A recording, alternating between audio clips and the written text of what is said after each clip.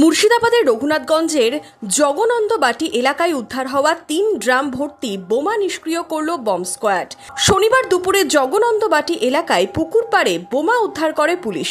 রবিবার দুপুরে উদ্ধার হওয়া ১৫টি বোমা নিষ্ক্রিয় করল বম্ব স্কোয়াড।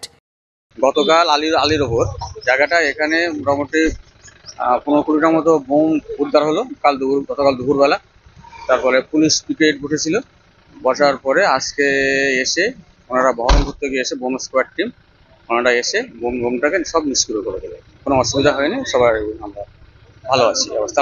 আমরা এসেছি জঙ্গিপুর মেডিকেল কলেজ থেকে, জঙ্গিপুর সাব ডিভিশন হসপিটাল থেকে এই টিম, আমাদের মেডিকেল টিম। কে বা কারা কি কারণে এই বোমা মজুত করেছিল তার তদন্তে নেমেছে পুলিশ।